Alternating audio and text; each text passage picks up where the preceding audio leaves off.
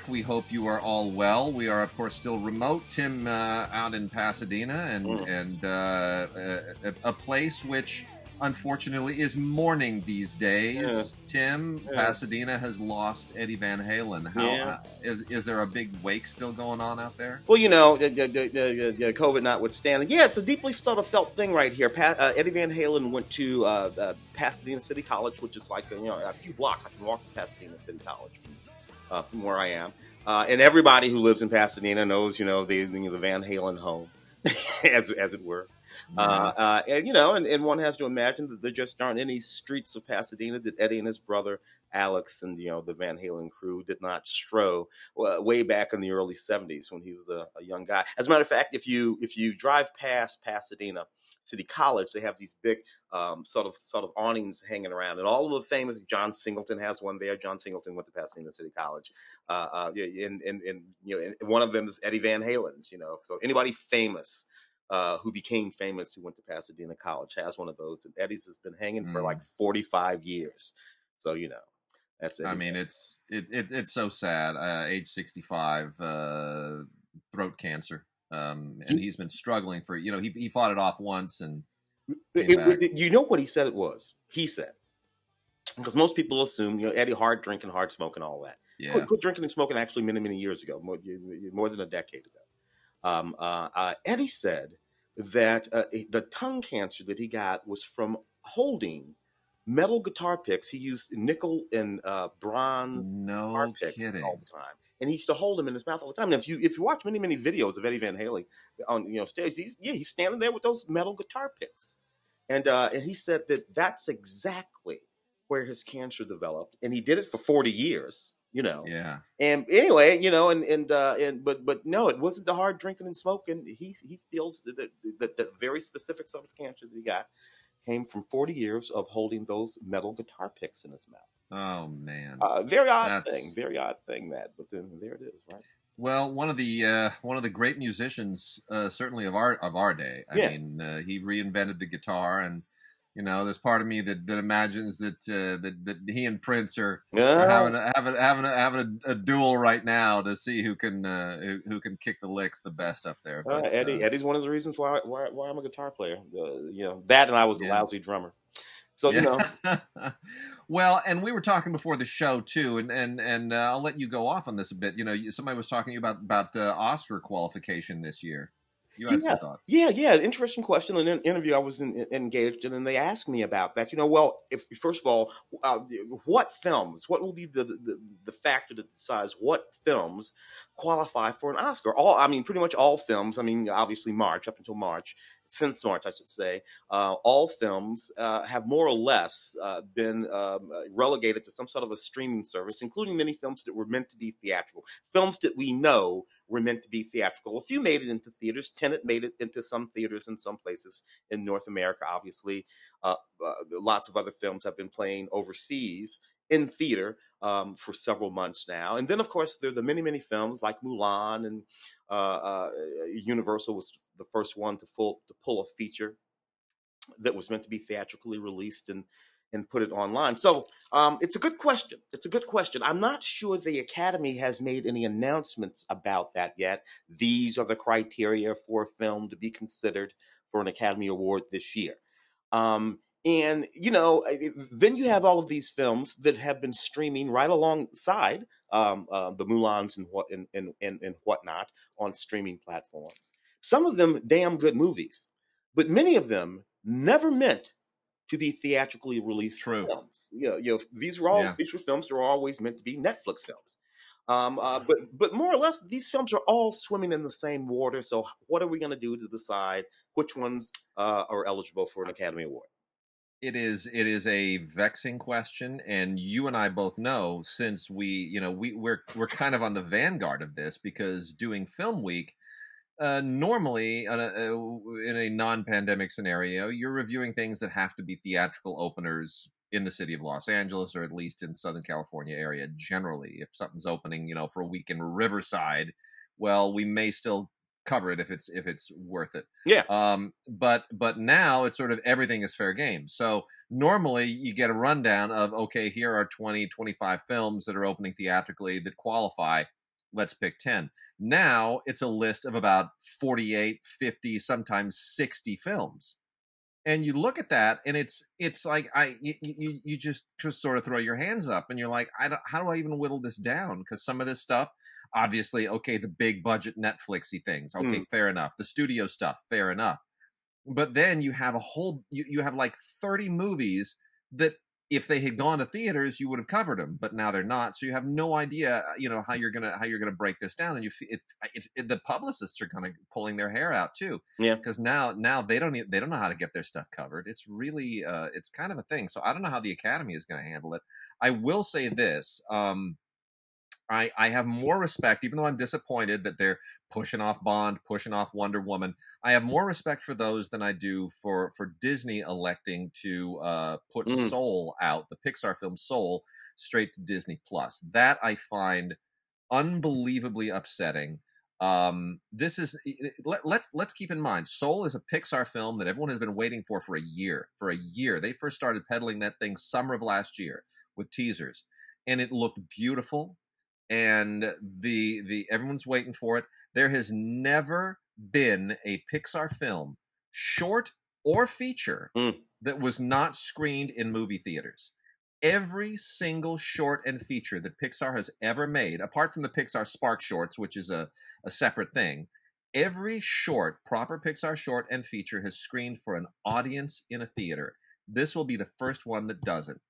And I'm thinking, okay, that's upsetting in and of itself, because Pixar films are made for audiences.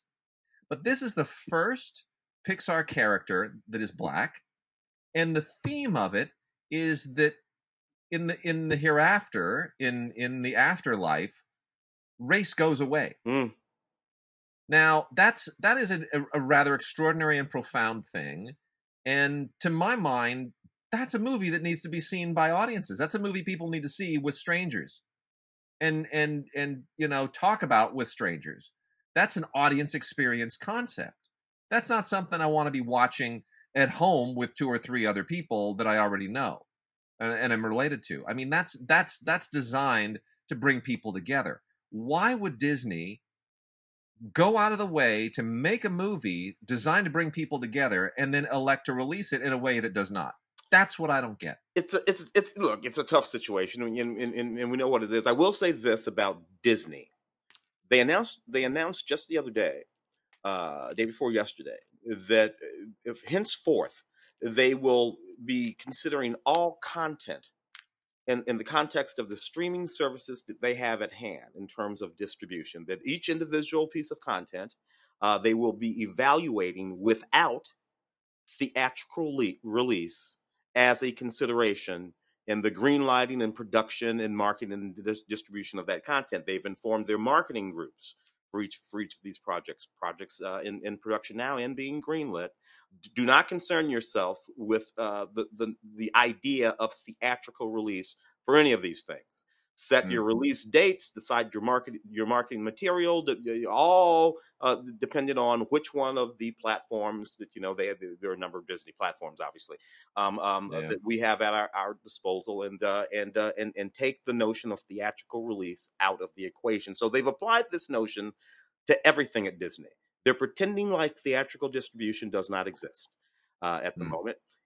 Which is, might be rational, Wade. It might be rational. I think it's short-term rational, but I think it's long-term destructive. I mean, I understand that Disney's real concern right now is they got to get some cash flow, because they're bleeding cash because of the theme park closures. And Bob Iger, was part of the governor's task force here in California and resigned because they can't come to an agreement as to under what conditions Disneyland can reopen. They're really angry. Disney's really angry about it.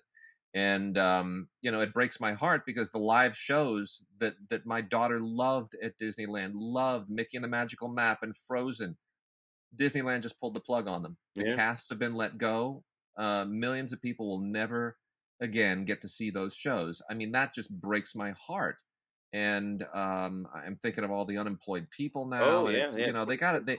Disney's it's trickling down, and a lot of people are getting hurt, and Disney's bleeding cash, and they got to do something. So I get it short term, but I think long term you got to get the theaters back open. You got to get the movies back in there, because that's what people want to see. They want to see big movies on the big screen.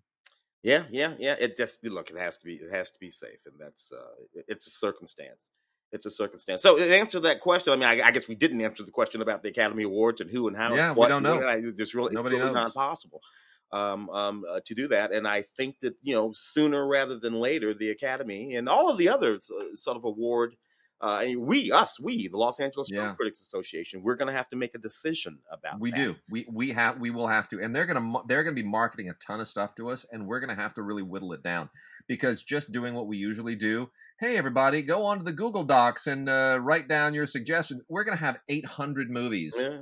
listed there. I mean, it's not going to help. Everyone's seeing different stuff, and everyone's going to suggest different stuff, and we're going to have to come up with a standard to narrow that down. Yeah, because for us, some measure of theatrical release, in the Los Angeles Film Critics Association, obviously, was a criteria too. That's but anyway, that's all gone. So, all right, man. Anyway, Well, let's get into it. We got a ton of stuff. We're going to try to pare down through it. The flow of product is slowly ramping back up again. And we also have an interview we're going to conclude the show with today. Lee René, author Lee René, who has written a terrific Hollywood novel called Mitzi of the Ritz. Takes place in those early movie days, early sound, late silent period. It's a wonderful novel of the studio era that really that integrates a lot of great observations and wonderful historical research. She did a great job. So we spent some time with Lee René, a wonderful interview that we will conclude the show with. And in the meantime, I'm gonna start off and just blow through some licensed Kino titles here. Ready, brother? Starting with the Kino Lorber Universal Pictures collaboration here, the Reginald Denny collection. This is not Reginald Denny, more commonly known of recent years from the LA riot period. This is the silent era British actor Reginald Denny, who was kind of he's sort of fallen off the map a little bit, but Reginald Denny was sort of the suave guy. They didn't really have silent comics in England at the time, so they had sort of this this British gentleman was what he kind of what he forged as his persona. Anyway, these are 3 silent films with Reginald Denny, and they are all really charming. They have audio commentaries on all 3 of them with Anthony Slide, film historian. And I think the most interesting to me is What Happened to Jones, which is really very fun. It's about a guy before he gets married. He's at a bachelor party, and they're gambling, and it gets raided, and then all hell breaks loose, and it's the aftermath of that. It's actually very fun, very clever, very funny, nicely done. So silent film buffs, Reginald Denny collection is really worth checking out. We have a bunch from Zeitgeist, who releases now through Kino. Beyond the Visible, Hilma af Klint is a really pretty rock solid documentary that revisits the importance of as far as an artist. I don't even know how to even get into the background of this. If you're a fan of abstract art, you probably know the name of Hilma af Klint, but if you don't, it's not going to mean a whole lot. So I would say prepare yourself for it, because what it's basically saying is that Hilma was the pioneer in abstract art, and that she achieved a lot of the things and pioneered a lot of the techniques that men did afterwards and took credit for, and for all kinds of fascinating reasons. And her life and her biography is all sorted out here. They revisit this and they compare the paintings, and it's really very interesting, and they make a very persuasive case that she deserves the place in history that a lot of men have received in her stead for decades.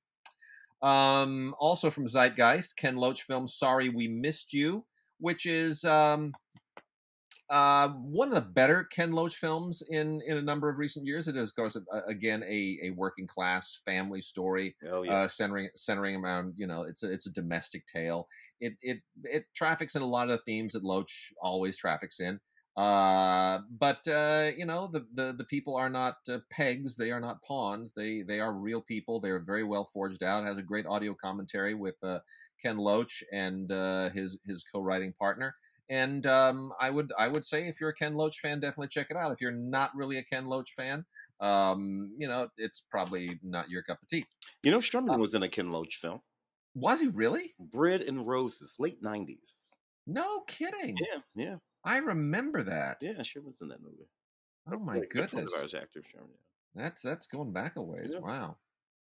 Wow. We also have Recorder, the Marion Stokes project from Zeitgeist. Oh, I love that movie. That is a really brave movie. I mean, it's kind of a crazy risk, right? I remember watching her on PBS. Those PBS shows that she would do aired in St. Louis when I was a kid. And she recorded television all day, every day for years. One of the first women, one of the first people to own a Betamax and VHS machines. She was also one of the first investors, believe it or not, in Steve Jobs and Apple. She married this rich guy later in her life, but then which is fascinating because she started as a communist. And it was like this interracial couple, and this whole thing. So such an interesting, but she had this obsessive disorder that led to this documentary. A little bit on the spectrum, I would say too. But the funny thing is, it all begins with the Iranian hostage crisis, and then she just records literally everything, and it all winds up on 70,000 tapes. And what an amazing, fascinating, wild adventure that is. Lightning Over Braddock, a Rust Bowl fantasy, and collected shorts. The Films of Tony Bubba. That's a mouthful. So it's 2 discs. And this is a little bit in the same vein with Recorder. So Tony Bubba is a guy from Braddock, Pennsylvania, who for 50 years basically has created. He's sort of the archivist of his town, his hometown, and it's kind of depressing and funny all at the same time. He's a really fascinating character, and he made these shorts, and he's just a chronicler. He's like a filmmaking version of a street photographer is maybe the best way to put it. So anyway, this is on 2 discs. This is Lightning Over Braddock from 1988. Braddock Chronicles 1 contains everything he did from 1972 to 1980. And then Braddock Chronicles 2 on disc 2 is everything from 1981 to 85. And then there are various shorts from, the 80s to the present after that. This is 6 hours of Braddock, Pennsylvania history where, factories close, and it's sort of a history of how the industrial East has declined. But at the same time, it's also an amazing piece of filmmaking and just a unique individual style. It's really a fascinating movie. So I don't know that I recommend this to everybody because it's obviously not everybody's taste, but Lightning Over Braddock, a Rust Bowl fantasy and collected shorts, The Films of Tony Bubba, Buba. If it sounds like your cup of tea, check it out. Something Weird and Kino Classics have been releasing a lot of great old exploitation films, and the old marijuana and sex cautionary hygiene movies that were so that we kind of look at now and laugh a little bit about. Anyway, we've got volumes 4 through 7 now of this whole fascinating series, and they're all kind of double features. The titles speak for themselves, so let me start off with 4.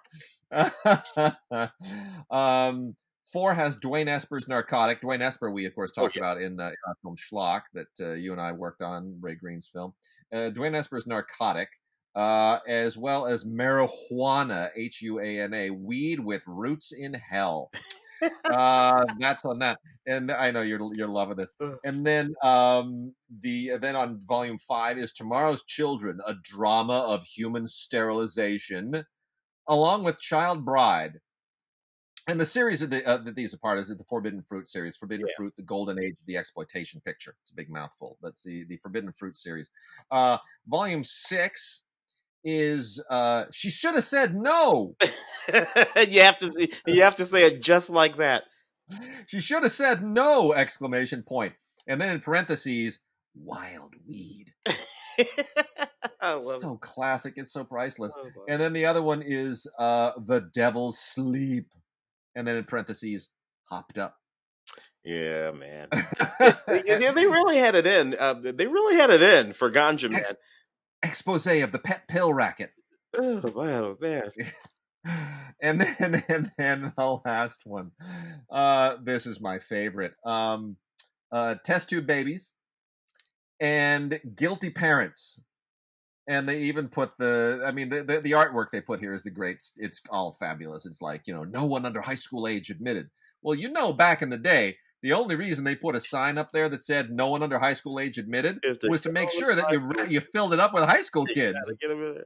That film's from 1948, man. That is just wow. It's crazy. It's again, this stuff was serious at the time. Yeah. It's just so much fun to look at now. It's so funny.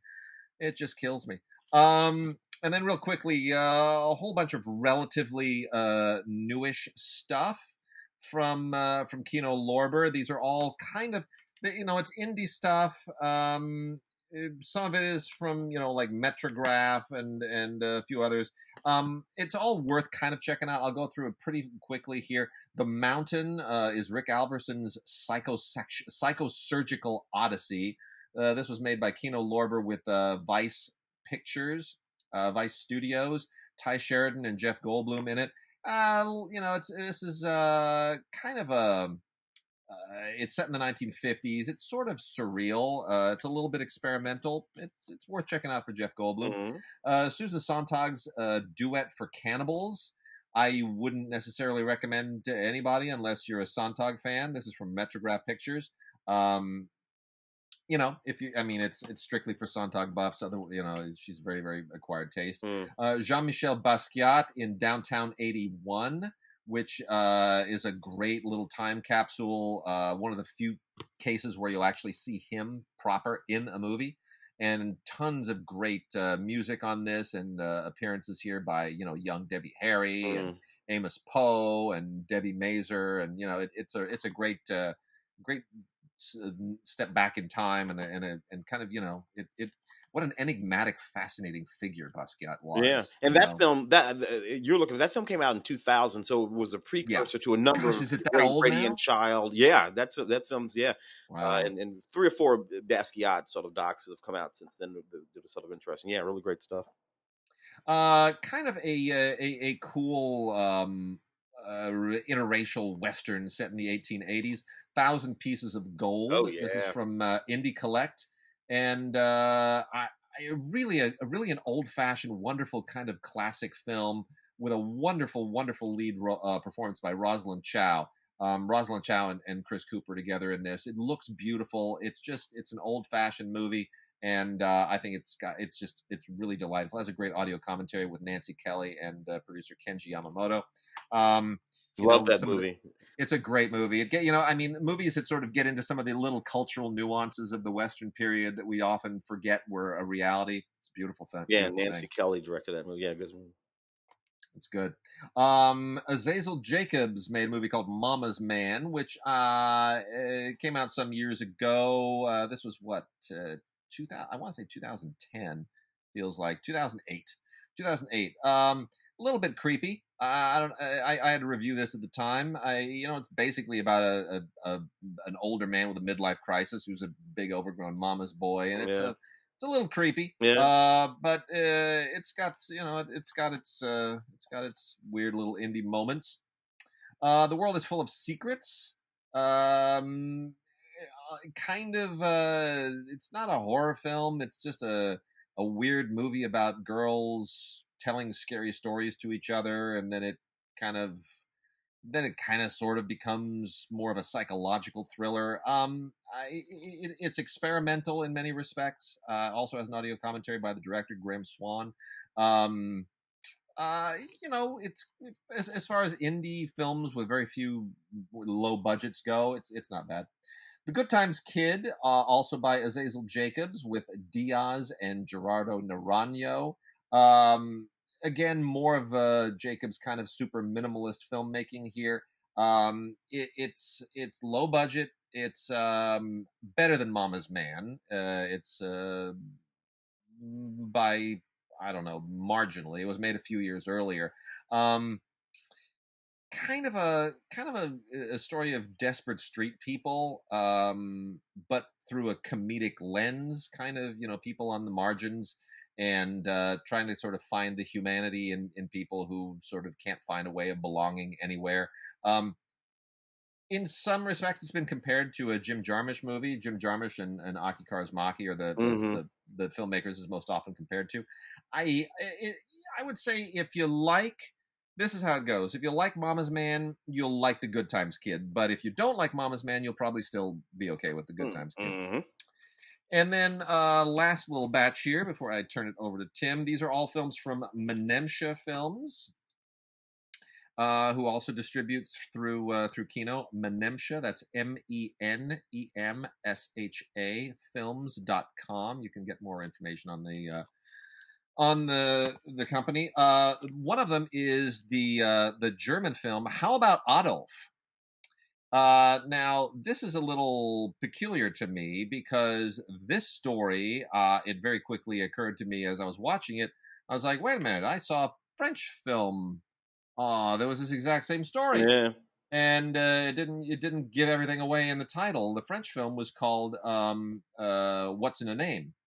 So I'm going to recommend the French version over this one, to be honest, which is much funnier because the French are funny people. As someone who is half German, got to tell you, we're not funny people. There are some very funny German comedies. I'm not going to deny it, but for the most part, German comedy, kind of a contradiction in terms, a little bit oxymoronic. And this isn't quite modulated as well as it should be. So I did not realize that the German film existed. So even though the French film is technically a remake, I'm going to suggest you go with the French film. And then let's see, The Last Supper by Florian Frerichs. I remember when this came out, and I didn't particularly care for it at the time. I kind of have come around to it. This is about a dinner, a family dinner, a German Jewish family that has a dinner on the day that Hitler comes to power, and it's a little bit like My Dinner with Andre, set during a really, really desperate moment in time. Yeah. It felt a little didactic to me at the time. Revisiting it now, I'm a little bit more inclined to be I favorable. always love that movie, but then again, Wallace Shawn and My Dinner with Andre. Yeah, yeah. Which I've also come around on. I used to think it was super pretentious, but I've come around on it a little bit. I guess, you get older, you're willing to deal with that. An Act of Defiance. This is also from Menemsha Films. Act of Defiance takes place in South Africa in 1963. Basically centering around Nelson Mandela is a character in this, and it's looking at a particular moment in time, and a particular series of political events that transpired relative to apartheid and all of that. It's a very, very good film. I don't know why it isn't more famous sort of internationally, but it's really worth checking out, especially if you are. And you know what's fascinating too? I had not realized apartheid didn't actually come to pass until well after World War II. Oh, really? I did not know that either. I think it was like 48 or 49, something like that. There was no apartheid in South Africa going back in the 1920s, 30s. That period, World War II, didn't exist. I did not know that. That is absolutely fascinating. Yeah, I always was under the impression that apartheid, was like, oh yeah, baked into it. No, yeah. It's a 20th century innovation after the Afrikaners got power from the English down there. The Afrikaners introduced it. It's fascinating. Yeah. Yeah. Anyway, Budapest Noir by Ava Gardos is a wonderful, cool, kind of hip, modern noir. It's a Hungarian movie. It takes place just on the eve of World War II. And Hungarian movies are so quirky. If you've ever been to Hungary, you understand why. It's a it's a society with a lot of baggage. Let's just put it that way. And when they bake that into their art and their music, it's really, really interesting. So check it out. It's like a classic American noir and a classic German expressionist silent film, all wrapped into one. And it's beautifully photographed. It's a really cool story, and with some great little political edges to it, commenting on the not only on Hungary in 1936, but on what it would become in the Cold War era. And then an amazing first film here by a filmmaker named Sivia Barkai Yakov. This is an Israeli film called Red Cow, and it's really a very, very interesting debut film. It's very allegorical, and it's all about this this girl and her. She has red hair, and her father has a calf, which he actually assigns all kinds of religious significance to. He sees the calf not just as a calf, but kind of a symbol of all kinds of religious issues. And there are all of these weird family issues that are wrapped up in the hair and the calf. And when you dig kind of underneath the surface, you find a lot of really, really interesting comments on Israeli society. And it's a very, very interesting film, Red Cow. And then Crescendo is the last one here I'm going to talk about. Crescendo is also a very, very fine film. This is a German movie. Not funny, thank goodness. That centers around a conductor who and he's going to put. Oh, I don't want to give it away. There's a particular orchestra that he's going to put together, and it's a problem to a lot of people that he wants to have an orchestra of this particular composition. And it is significant. It's got all kinds of historical and cultural and sort of other aspects to it. So, but it's this youth orchestra he wants to put together, and there's a lot of pushback, and obviously a lot of drama that entails with the various individuals that are a part of it. It's some beautiful music, very intense filmmaking, good solid film. It's called Crescendo by a director named Dror Zahavi. So there it is. Yeah, it's a bunch of cool stuff from Kino this week. And I might have some more. Tim, what else are we gonna hit? Well, let's do some relatively speaking new cinema. If you feel like it, we'll knock off a few of those that I have sort of lined up. Beginning with one that happens to be about a pandemic. It's called Before the Fire. And it's about a pandemic. A global pandemic hits. This young woman decides she's an actress, and she's gonna skip it back to her rural home there in the middle of nowhere. And she gets back there, and some dude who she used to date from back in the day decides that he's gonna take a shot at her again. And she should have stayed. She should have stayed in L.A. with the pandemic. Is basically what this movie says, because this guy's an a-hole. Wicked little movie, though. I rather enjoyed it. So Before the Fire 2020. You let me know, Wade, if any of these happen to have anything particularly interesting. Will do. In terms of and then I really did dig this. I saw this one, Batman: Death in a Family. It's pretty good. It's not bad. It's an interactive one. So basically, what you can do is you can decide which direction the character that would be Robin, Jason, Todd, Red Hood, Red Light, which way his character goes. And that's kind of cool. I kind of dug that. Yeah. It's not bad. It reminded me a little bit of what was the old kind of Don Bluth animated video game, Dragon's Lair? Dragon's Lair, that old video game. It had a little. I felt like I was playing that again, except in a Batman world. But yeah, it's not bad. Yeah, great movie anyway. Bruce Greenwood does the voice of Bruce Wayne Batman in this series, and Gary Cole does the voice of Two-Face. So great voice, great voice actors in that series. Then there is this musical version of Valley Girl that came out last year. I didn't see it then. And when I at first I didn't realize that it was a musical because I got really, really pissy because I'm like, why in the world would you remake Valley Girl? It's perfect, particularly when it's set in the 80s anyway. Well, what they do here, it's a musical, and it's using all that new wave music and all of that kind of stuff. Of course, all that music was in the movie in the first place, but it was just on the radio. Nevertheless, they did a musical version Rachel Lee Goldenberg, the young director here, of Valley Girl, an iconic movie from people of our generation, John Hughes film. Although I do understand that we're supposed to take a look at most of those John Hughes films, many of those John Hughes films through a more sophisticated, Well, a historical lens. yeah. So which is fine, Yeah. I suppose we can do that, but I don't really want to. David Ayer made this movie called The Tax Collector.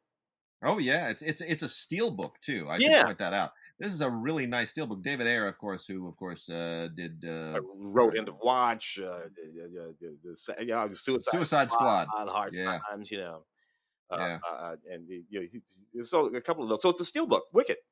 yeah. It's really cool. It's a real nice steel book. Bobby Soto and Shia LaBeouf. Shia LaBeouf going full hard in this. He's kind of trying to be an action star, and it kind of works, to be honest.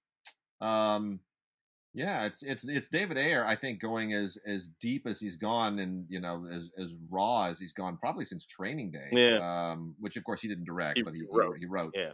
And yeah, it's a nice steelbook. And End of Watch, my favorite David Ayer movie so far, as that's concerned. But anyway, kind of cool. That Cutthroat City, RZA, directing this movie. RZA, hey man, if you figure out how to go from Wu-Tang Clan and in the streets of Brooklyn and the Bronx, and here 30 years later you're a major director, or a director anyway. Andy, and I always like to mention Andy Klein, our good friend and colleague Andy Klein. Andy Klein did an audio commentary with RZA for I forget what film it was. It wasn't something RZA had done, but they were pulled in to do an audio commentary for some martial arts movie together. Oh, that makes sense. Andy had the time of his life. And I've done commentaries with Andy, and he never has the time of his life with me. But man, he said he just had such a blast with RZA. RZA made the whole thing so fun. Yeah, so much fun. Him and RZA, they would both know everything there is to know about. The only other person needed to be there was you. This thing is set right after Katrina. These young friends go back. Everything's wiped out down there in the Ninth Ward. They get involved with this guy who wants to pull off a heist to try to set their financial situation right. Look, the cast of this thing is hell of a cast. You got Ethan Hawke, you got Wesley Snipes, you got Isaiah Washington, Terrence Howard. Holy cow. You got Joel David Moore in this movie. You got Rob Morgan in this movie. You got T.I. in this movie. You got Denzel Whitaker in this movie. Denzel Whitaker is a young actor who happened to be in an acting class that I used to teach some 10 or 15 years ago when I was teaching over at that school. No kidding. Named after Denzel Washington, and played his first role, one that I actually coached him for, was in Denzel Washington's film, The Great Debate. No kidding. He played Denzel Washington's son in that movie, which was kind of weird because Denzel was casting a kid named Denzel. But anyway, Denzel in the movie. So this is a really wicked cast in this movie. I mean, and it's a fairly interesting movie set in right after Katrina. It's a good, solid, well constructed heist movie. RZA, acquits himself fairly well. I got one here. The Secret Garden, the latest version of The Secret Garden, which I don't think is absolutely necessary. I still prefer the more recent, the previous one from the 90s. They go back to the 40s. I think Margaret O'Brien. Yeah, one of those. That's what's a little weird about this. I mean, I kind of get it. I think it sort of works. They move the story into the 1940s so that the Indian angle of it can be a little bit politically connected to the Indian to Indian independence and Gandhi and all of that. Mm-hmm. The war with Pakistan, but I'm not sure that it really changes the story all that much because the story takes place in England, but it's charming. I wish it were a little bit more charming, but it's kind of hard to go wrong with the story of kids and magic and friendship and all of the little ins and outs. Colin Firth plays the grumpy dad. It's yet another version of The Secret Garden. I'd say stick with the old black and white version and the one from the 90s. Yeah. Before you go to this one, but you can't go wrong. It's on Blu-ray, and it's got digital code on it, although because this is Universal, I would have expected it to be movies anywhere, and I find it sort of curious that it is not. American Pie presents Girls rule. 20 years worth of American Pie films now, folks, if you're wondering. And I got to tell you, the Rotten Tomato scores go down actually as the more of these movies. But the cool thing about this one, despite the fact that it's directed by a boy, directed by Mike Elliott, is that it's the girls doing all of the ludicrous things the boys did, Stickler and company, in those original American Pie movies. These almost always come with some really cool stuff on those DVD releases. Man, is this a Blu-ray? It is not. It is a strictly DVD, and I find it really fascinating who shows up in this thing too. I mean, I did not watch it, but I'm just looking at the cast right now. I mean, Barry Bostwick. No, is Barry Bostwick in this thing? That's just utterly good. Oh my goodness. Yeah, okay. Yeah, he's in the Eugene Levy role. Okay. Good grief. It's just all right. A lot of swapping. Wow. That's crazy. Cats and Dogs 3, Paws Unite. So we're into the third one of the Cats and Dogs movies. I suppose there's a certain amount of charm in these films, or they wouldn't keep making them. But again, the Rotten Tomato score goes down exponentially every time they make one. But there it is. Again, another Cats and Dogs movie. Some decent voice talent in the film, and I suppose it's funny if you're into the whole. If you have a kid and they've been in the house for the last 6 months. Hit them with another Cats and Dogs movies. See what happens. I think that would probably be okay. The Doorman. Doorman. Yeah. Did you see the Doorman? No, I don't remember that one. Doorman is Doorman's not bad actually. Jean Reno and Ruby Rose. Yeah, Jean Reno and Ruby Rose.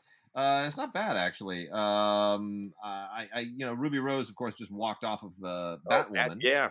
After one season, which I don't really understand. That was going to turn her life around. Well, and I guess she got injured pretty bad, and she was that injury freaked her out. Yeah, and I guess that can happen. Yeah, but anyway, she's going for the action girl thing here, and I hope it happens for her because she's a sharp actress and she's got a great presence. She plays a Marine. Who is a former Marine who's now just working as a doorwoman at a New York City high-rise apartment building, and it goes a little bit die-hard there at a certain point when suddenly these art thieves show up, led by Jean Reno, who's going full heavy here, and there you go. The whole thing is very, very focused and.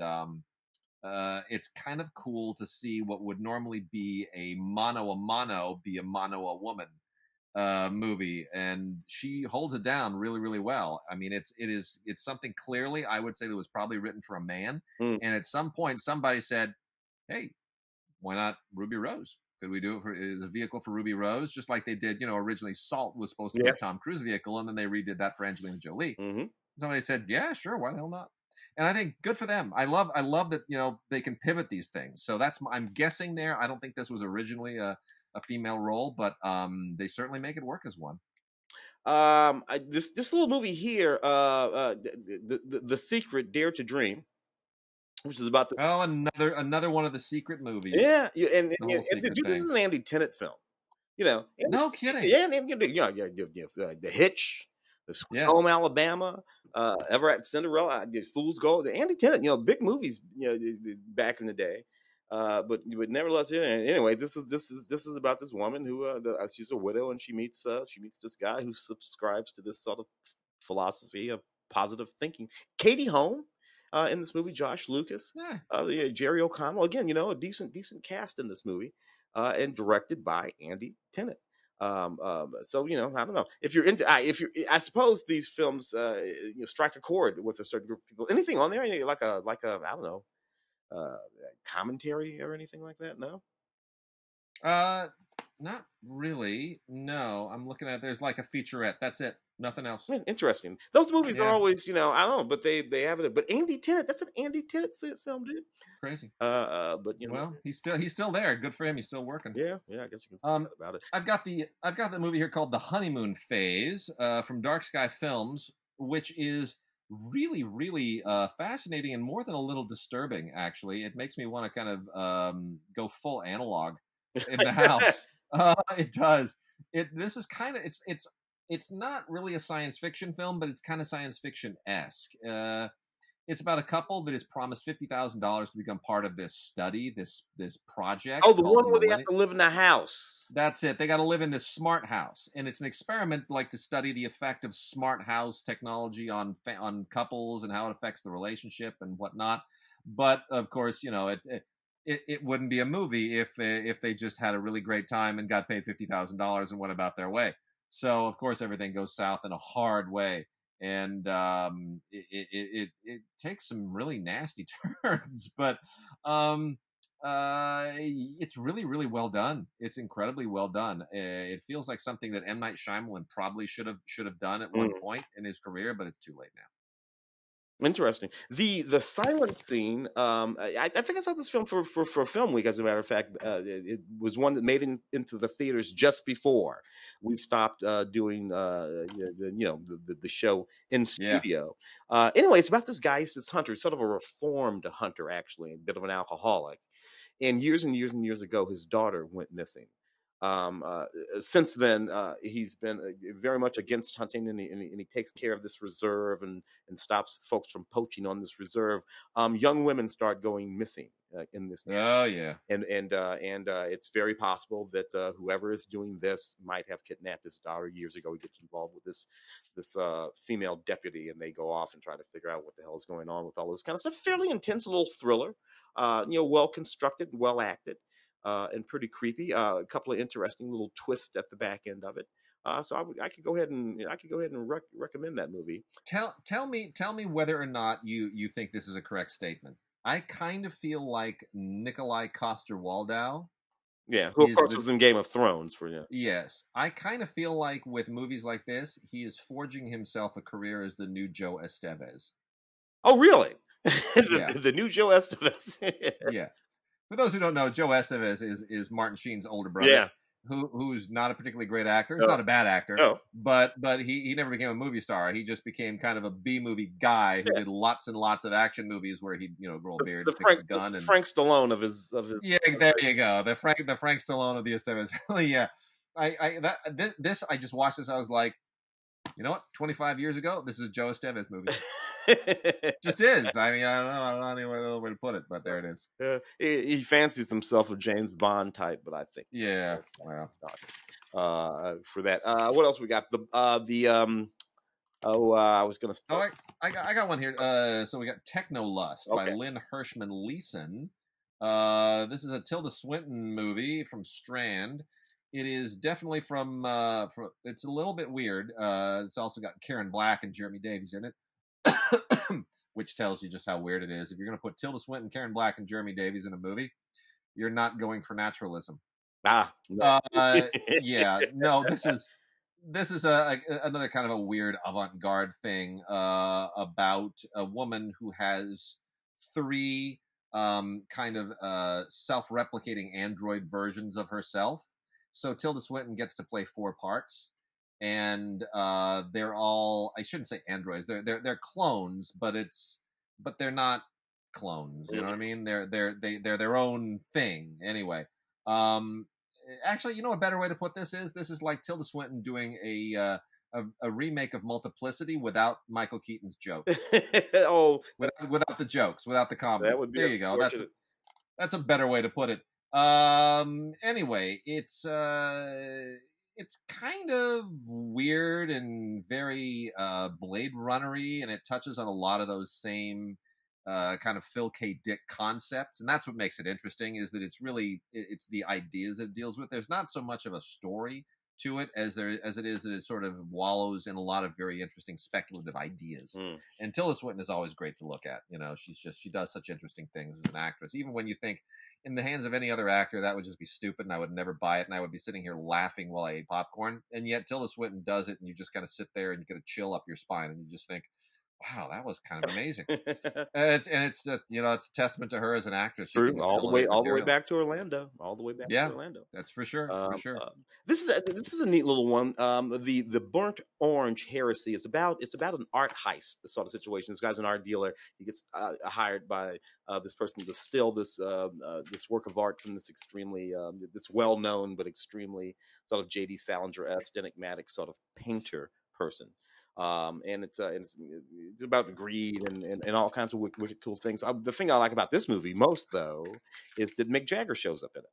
Mick Jagger Mick used to show up in a lot of movies. Mick starred in a few movies over the course Yeah, of his quite a few, long rock and and roll he's career. really he's kind of grown into a really interesting place too. Yeah, he's sort of quiet and interesting. So I got the only time that I ever met Mick Jagger was for a terrible movie that he made back in the '90s called Free Jack or something like that. Oh yeah, I remember Free That Jack. terrible sort of movie. I mean, anyway, he came to the junket, which blew me away. I'm like, but he was, that's when he was trying to be taken seriously as an actor.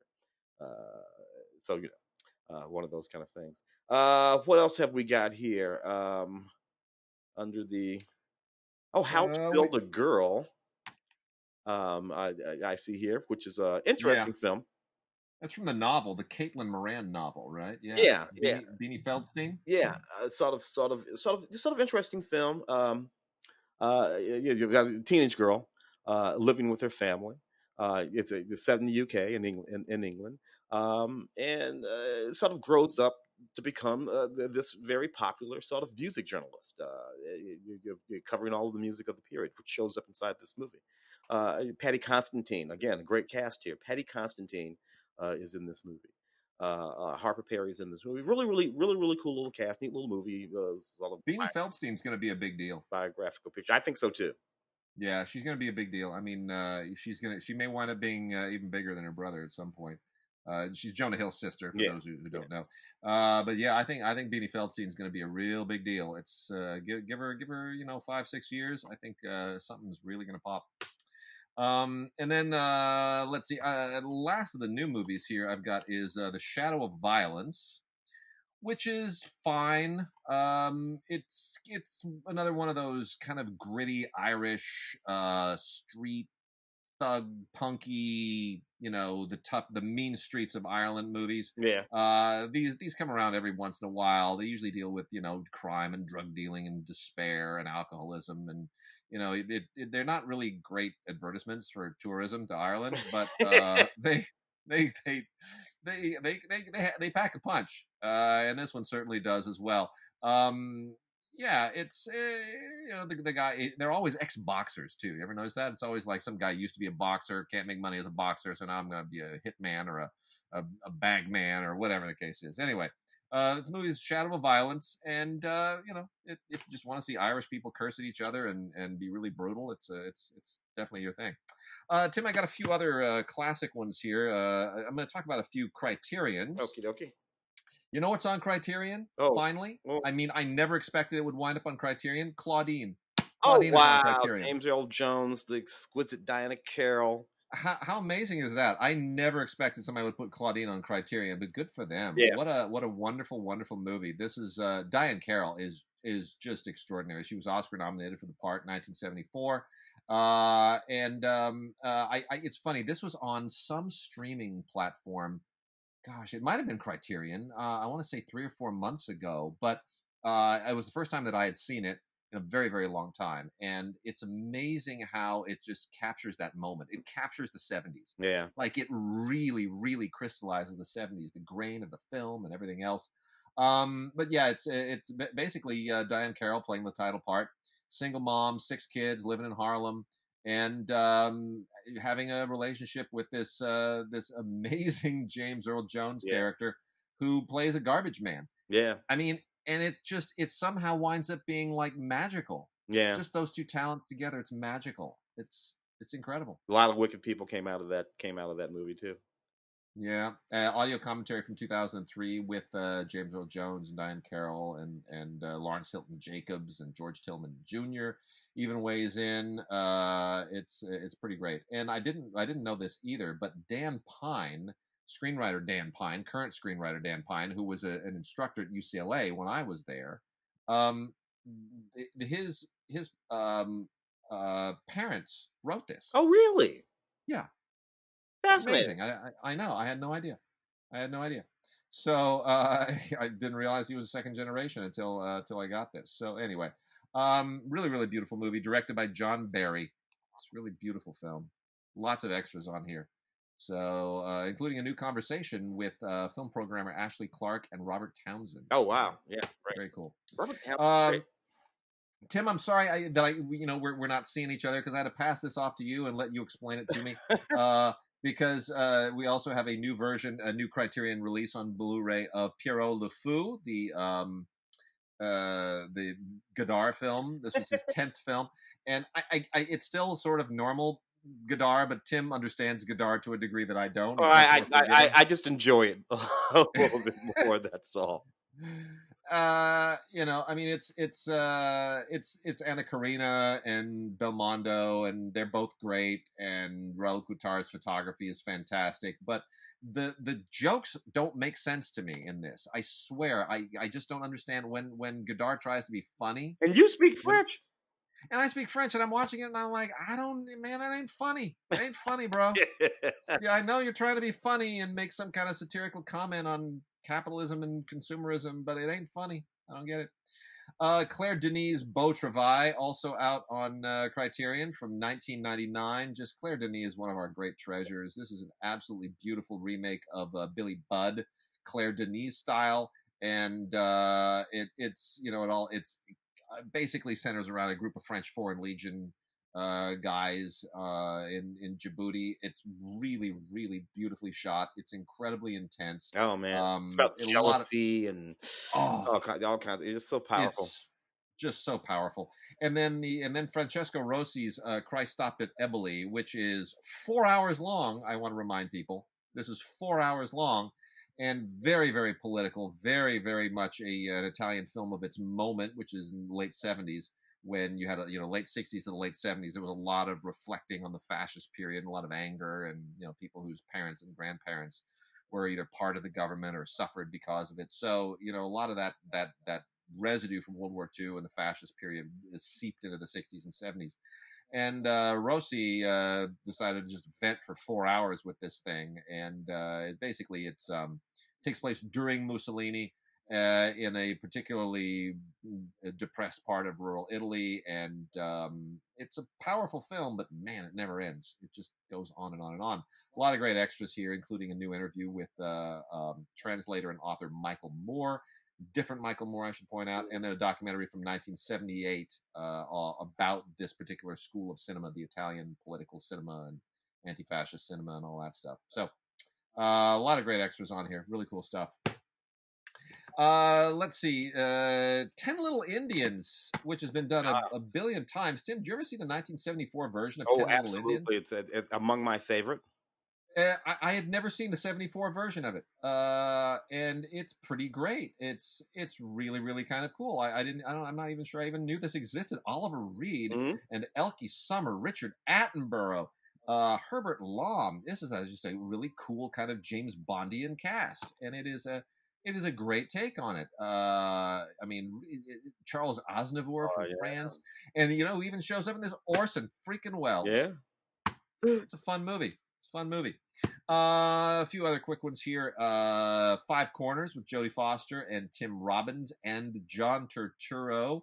This was this is from MVD Visual, and Liberation Hall is the company. Tony Bill, who has directed very few movies, directed this. Oh yeah, it's a pretty good Tony Bill movie. I think he did this right after he did My Bodyguard, but it's not bad. It didn't really get a lot of attention, but middle 80s, a little crimey sort of middle 80s, right? Something like that. 85, 88. Yeah.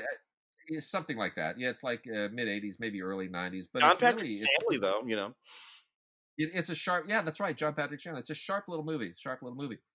We also have a version of Wuthering Heights that I had never seen before with Richard Burton and Patty Duke. I don't know. Utterly bizarre, produced by David Susskind for television. Aired in 1958. Kind of weird. I don't think it really works, but that's also from Liberation Hall. That's on DVD only. And then the last two little off ones here. One is from the Film Detective Special Edition of The Sin of Nora Moran, which has been completely restored from the original negative. This is a 1933 film that is kind of lost to a lot of people, and it has a documentary all about the making of it. In case you need a little bit of backstory, this is basically about a woman who is wrongly convicted of a crime, and they use that injustice to dovetail into kind of a surreal, dreamlike, avant-gardist movie, which in 1933 is quite a thing, and it's really worth checking out. I don't know if it's a great film, but it's certainly a significant film, and um, it's it's uh it's inspired a lot of people. So they restored this at the UCLA Film and Television Archives from the original negatives, and it is the Sin of Nora Moran. Anybody looking for cool early avant-garde experimental cinema will certainly find a lot to appreciate in it. And then Bruce Lee, not Lee, but Lee, Mm-hmm. L-I, stars in Dynamo, which is one of those cheap Bruce Lee knockoffs that happened after the death of Bruce Lee, when there were just a ton of Bruces and a ton of Lees, Yeah. and none of them were actually going to fool anybody. Um, Two different cuts of this thing in here. It's not very good, but it is certainly a novel peculiarity, and VCI has put that out through MVD distributors as well. A few interesting extras on here, including an audio commentary by a guy named Michael Worth, who's really, he wrote the Bruce Exploitation Bible, which is all about these movies that exploited Bruce Lee's death. And he has a few interesting observations there as well. So, yeah, it's cool.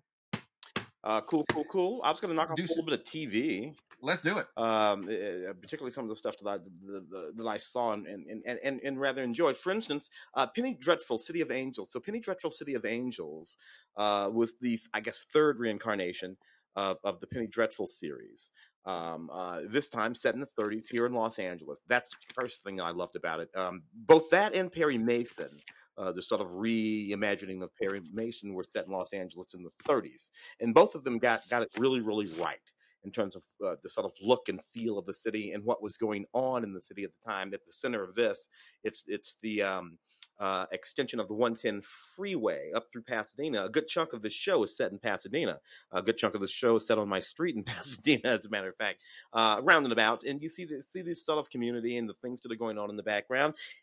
Mostly what's interesting is that the sort of Latinx culture and all of the things that were going on in the late 30s with respect to Mexican American citizens of Mexican descent, and the rest of the sort of city government, gentrification still a thing that was going on.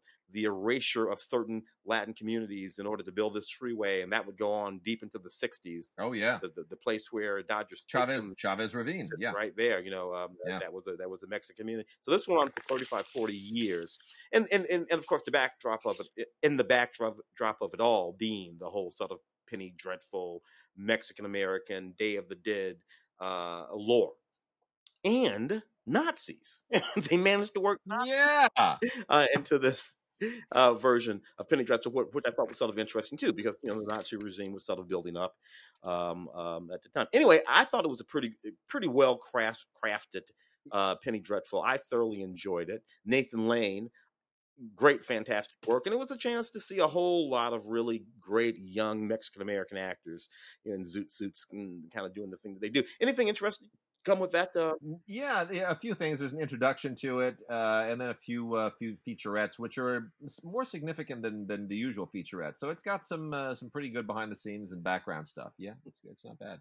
And I also dug Castle Rock, which was a series that aired on Hulu, which actually sort of drew together. And my wife was a gigantic Stephen King fan. I bought her. I remember all those books. All the books. Bought them all in hardback for her. Still got them right up. Yeah. And so she sort of he's done is sort of aggregate a number of characters and stories. Pretty much all Stephen King novels are set in or around Castle Rock. So he aggregates a bunch of those stories into this very interesting a series that stars Andre Holland. Andre Holland, we know as one of the central characters in Barry Jenkins' film Moonlight. Andre was the adult version of the guy that he goes back and meets at the diner. Yeah, that's Andre. Just a wonderful actor, Lizzie Chaplin in the series, I should say. So I thoroughly enjoyed Castle Rock. So fans of Stephen King will probably dig that. There was this incredibly disappointing series called Double Cross that only did one season anyway, one episode in one season. And look, it's a great idea for a series. It's this brother and sister What they're doing is they become aware of this group that's kidnapping and selling women into sex trafficking rings in their neighborhood, and they decide to stop that. She's a doctor, he's a cop. It's a really great idea for a series, but here's what you need: you need actors who can act and writers who can write. A good idea all by itself will not do it. You have to actually be able to execute. And man, these folks were not executing particularly well. But great idea for a series anyway. Vikings, the 6th season. I cannot believe this has been on for 6 years. It's just it sort of blows me away a little bit too. It's weird for me too, because I stopped watching it after the 2nd season, Mm-hmm. and then at some point somebody said to me, like a relative of ours in another state said, they put our ancestor on the show. And I'm like, what? On what show? Like, didn't even tell me what series. I just, you just assumed you were watching. Like, what ancestor? What show? What are you talking about? He said on Vikings. I was like, Viking? Yeah, Rollo's on Viking. Like, okay. So, long story short, not that anybody gives a damn about my genealogy, but seriously. So, the first Duke of Normandy was a Viking named Rollo. He was a Norwegian who led a Danish fleet of Vikings. He became a renegade because some other Vikings burned the house and killed his dad, and he ran away and ended up falling in with the Danes. And then 20 years later, he's a chieftain. He sails up the Seine River, scares King Charles of France into giving them the Duchy of Normandy. That's how Normandy became Normandy, because the Normans or the Northmen were given that to not cause problems. Anyway, his great grandson was William the Conqueror. And William the Conqueror's uncle was an archbishop who was a bit too pissy and got excommunicated for being too pissy about William the Conqueror. And he was banished to the island of Guernsey, where he said, screw it. And he got married, and he had 30 kids. I'm descended from one of them. So anyway, Rollo, who was his grandfather as well, is a bit of a legendary Viking fixture. And suddenly they stuck him on the show in a way that is completely not related to history at all. They just said, hey, let's have Rollo on the show. So there it is. And I don't know why it's in its 6th season, but there it is. Vikings, it's still around. Yeah. Sherman loved that show too. Vikings. Death on the Nile. This is the David Suchet version of Death on the Nile. David Suchet is one of my favorite Hercules. And now Kenneth is that, and that one's coming up. So this is David Suchet. What year did that come out, man? This is it's not from the 90s, is it? Let's see. It's 2003. 2003. Okay. 2003. Just creeping up. Absolutely love David Suchet's performance in that particular film, but I still can't wait to see the Kenneth Branagh film. And again, that's one that we could talk about. How does that film? I don't know what they're gonna do. It's just it's meant to be seen in theaters, but what are you gonna do? Yep, and he's shooting it in 65 exactly. So that doesn't make any difference for TV, but yeah, there it is. You know what? I want to make a quick mention here of as long as we're on TV stuff, The Best of Cher. Oh yes, which is a 2-volume set from Time Life. We're gonna set this aside and try to get this into the gift guide as well when we get holiday time comes around. Black Friday, the week of Black Friday, we will be and Thanksgiving, we will be doing our annual gift guide, and it'll be a little bigger of a deal this year. This is 9 DVDs with everything that Cher has ever done on it. Well, not really, but pretty close too. It's 10 episodes of her TV show. All of her TV specials from the 70s, Las Vegas concerts, a documentary called Dear Mom Loves Cher, interviews, all kinds of clips from other shows. It's 9 DVDs filled with Cher. Now, that might sound like overkill to a lot of people, but a lot of people out there love Cher. Yeah. I guarantee you, my wife and her sister being among them, because they've seen her in concert.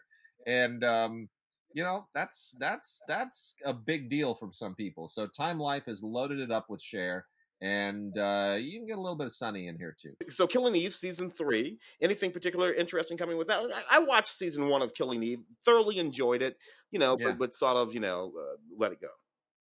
Yeah, nothing really here. Just a few special features on the making of the film and stuff like that. So nothing, no, not a real big deal. Or the making of the series, Mm. the season, not a big deal. Just behind the scenes stuff, EPK type stuff.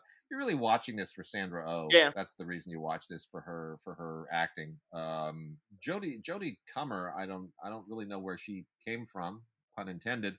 But she's good too. But it's a Sandra Oh show. She That's what you she watch was it for. running around what that Idris Elba series when it was Luther.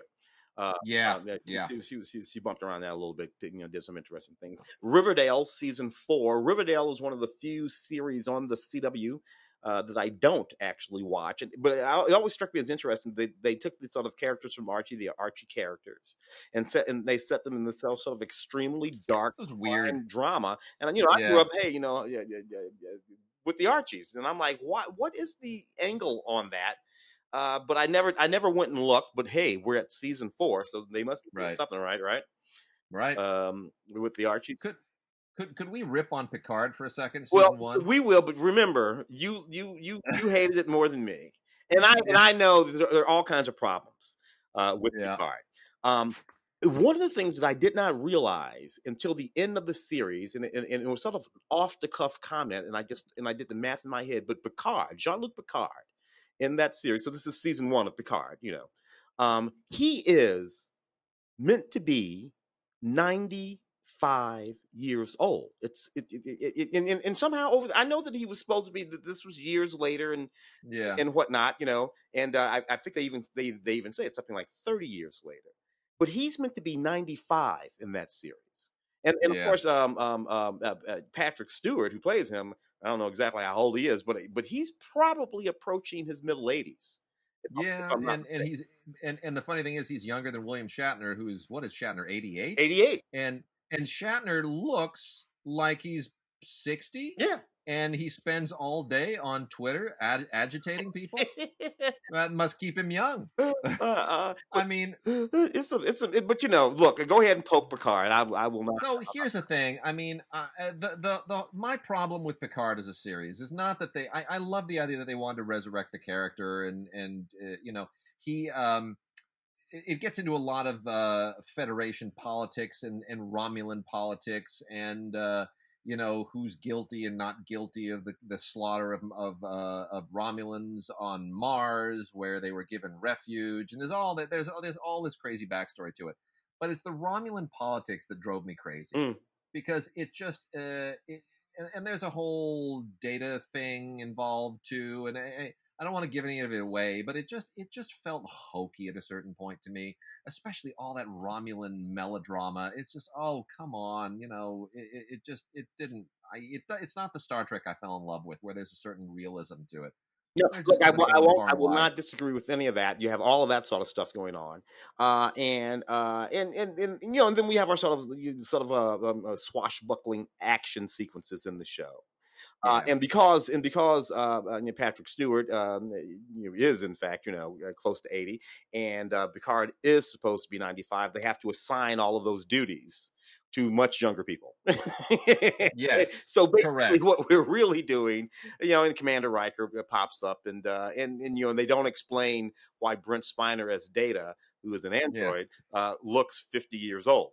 And now I suppose that we could say that Data wanted to, but blah blah blah. But there's all kinds of sort of construction problems to do with that stuff. And eventually, what you do is what you have is Patrick Stewart standing behind younger people as they kick ass, and yeah. he runs around and punches buttons. Um, And they bring back, what's her name, if 6 was 9 yeah, or whatever it is. seven Yeah, of nine. yeah, 7 of 9. That's it. Yeah, Yeah, who by the way still look fantastic. But yeah. She does. She looks great. nevertheless, you're not wrong about the Picard series. But what am I going to do? I'm going to end up watching the rest of it anyway. I just know I am. Mom, which premiered back in 2013 with Allison Janney and Anna Faris. Is still going strong. I think we have, what do we have here? Season 7 of Yeah, season 7, the complete 7th season of Mom, which is so weird to me that this show has been on that long. yet another Chuck Lorre series. Chuck Lorre, Yeah, I would have to go and look, but pretty soon now he's going to be one of those guys like spelling, Oh, he's already there. yeah. He's. I mean, it's Just outrageous. knocked It's off outrageous. 8, 5, 6, 7 long running series. Most of them fairly silly, but there are these folks who come into the business and they I know. Marcy Kern, Carsey Werner. Yeah. Yeah, so there's Chuck Lorre. Everything they touch is gold. Yeah. Could we talk about superheroes for a second too? Ah. So I got two. Both of them DC. Both of them basically kind of, well, one is the Arrowverse and the other one is kind of semi-connected to the Arrowverse. But my daughter is on a superhero kick. Yeah. Like the mother of all superhero kicks. It started just realizing by watching some of the Marvel films on Disney Plus, and then now I long story short, I have had to print out 100 pieces of paper with superheroes from Marvel and DC on them, all of whom she is memorizing, all of whom their powers she is memorizing. It's an obsession, the likes of which I've never seen. It's crazy. So we're superhero nuts here right now, and she's creating her own superheroes, and there it is. But Legends of Tomorrow, the complete 5th season, is the one that has all of it's part of the 5-part crossover. Oh yeah. With the multiverse thing with Flash and Supergirl and all the rest. So all of those episodes are on this, as they are on the other seasons. Mm-hmm. So you don't have to worry about collecting them all. But if you prefer Legends of Tomorrow generally as a show, which I don't, but others do, that is out there. And there are some fun episodes to this. I just the whole what was the Bridget was on the show. Quantum Leap. Quantum Leap. Yeah. Thank you. It feels just like a splashier version of Quantum Leap with too big of a cast. and look, I'm sitting here poking Legends of Tomorrow, yet I've watched every season of it. Yeah. The cast has completely changed in that series. Completely. 3 full times. And at the moment, they're the only person still in that series that was in it at the beginning is the guy that plays Ray. I know. Who's Brian? Was he Brian Singer's Superman? I think it was Brian Singer's Superman. Yes. And he plays the Atom. And he plays the Atom in this series, and he's the only person from that original series who's still. But he also gets to play Superman again. Yeah. In the crossover episodes, which is kind of wild. The way they do it, along with Tom Welling and everybody else who ever played Superman. Yep. Now here's the one that I feel a little bit better about, and I was not I didn't know that Stargirl was a thing, but Stargirl, kind of digging it. Stargirl's a pretty fun show, right? Kind of digging it. I'm kind of digging it. So Stargirl, basically, she doesn't have powers, but she has the staff, which is basically the same staff as Starman, who of course does show up on the show. And it's this staff that lets you fly through space. It's kind of like the equivalent of the Green Lantern ring, except it's a big rod. Yeah. And you get to zap people with it, and you fly with it. Now, Stargirl did show up for a minute some seasons ago, I believe, on Legends of Tomorrow, but it was a different actress playing a different Stargirl with a less cool outfit. This is pretty cool, and a lot of other DC characters show up on this thing, and I think it's really fun. It's kind of a throwback to even the small town that they're in and all that kind of stuff. It sort of resets it all. It doesn't reset it all, but it makes it feel like it's all reset and in the 1950s or something like that. It's not. And again, it's from Berlanti. I don't know that it's necessarily part of the Arrowverse, but I'm sure that they will make it part of the Arrowverse in some way, even though Arrow doesn't exist anymore. You got exactly. But you got Solomon Grundy, who's out of what's it, the Batman? So some of these characters are crossover characters. More obscure characters. Yeah, there they are. Yeah, no, there's a lot of fun stuff on it. So good on them. They're getting the DC pantheon out there in a really big way. I see you got Succession season 2. Yeah. And look, Succession. Pretty much everybody on the planet likes this more than me. I thoroughly enjoy some of the performances in Succession. Brian Cox, Kieran Culkin, a number of wonderful, Cherry Jones, a number of wonderful actors in this series. But the series itself, basically a bunch of absolutely terrible, dastardly people in this family, all vying for control of this empire, and the father who doesn't want to give it up but knows he's going to eventually have to give it up, and how the children are going after each other and him, and And effectively, what is it? It's Dallas. It's these series that you and I, it's Dallas. It's Dynasty. Sure it is. It's Falcon Crest. It's Flamingo Road. So it's not like we didn't have these, but somehow I don't know, they bug me now. The way we sort of, because we end up sort of like loving these terrible people. But I keep wanting there to be someone in one of these series who isn't disgusting. Bobby Ewing was a good guy, if you remember, Yep. Oh yeah. And Victoria Principal, they were the good guys. They were the good couple in that show, and then all of the heinous things went on around them. In these series, there are no good guys. Everyone is just terrible. That's what we get with things like Ozark too. Exactly. That's kind of we're in that moment. Yeah. But therein lies the difference. Anyway, Succession season 2. We got a few things from Mill Creek. I want to make quick mention of to Royal Pains, the complete series from Mill Creek on DVD, not Blu-ray. This is one of those doctor shows. He's a doctor in the Hamptons. This is a little bit like Northern Exposure, except with a better place. Yeah. No offense to Alaska, but it's like he got a better gig. It's fine. It's basically about the characters more than the environment, to be honest. It's Magnum PI could take place in the Bahamas for all anybody cares, but the characters are what drive it. And in my fine. I love him. Yeah, he's one of those guys where you don't, if you didn't think about it, but he has been around for 1,000 years. Yeah, I know. Particularly as an actor. I mean, late 80s. He was in Caroline in the City, and just all of these great sitcoms and a few big movies. He was the guy in Practical Magic, and he popped up in all the Sex and the Cities back in the day. And and has had the lead in one or two television series. But he's just not the kind of guy whose name sticks in your head, but when you see his face and that curly hair, you're like, that guy from Ally McBeal, that guy from What Women Want, all that kind of stuff. Around forever, love him.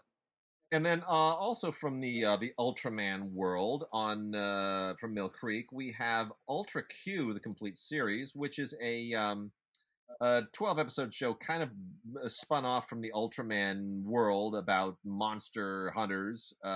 It's sort of like a Japanese kaiju Ultraman-y version of Night Stalker. I don't know any other way to put it. It's okay. It's a little bit cheesy. It's a little bit hokey, but that's kind of the charm of it. So I mean, if you're into the whole Ultraman thing. And then we also have Ultraman Ginga, the 2 different series and a movie and a special, all on one big mega freaking Blu-ray set. It's Ultraman Ginga the series, Ultraman Ginga S the series, Ultraman Ginga S the movie, and then Ultra Fight Victory. You know what? Plots don't matter. It's a whole lot of Ultramen doing a whole lot of fighting, and honestly, if you try to make too much out of the stories, you're going to get a headache. I can't keep track of all the different Ultramen at this point, or why they're different, or where they come from, or what they're doing to save what galaxy. None of it makes sense to me. As long as they're cool-looking outfits and they're shooting cool rays and stuff is blowing up, I'm on board. Yeah.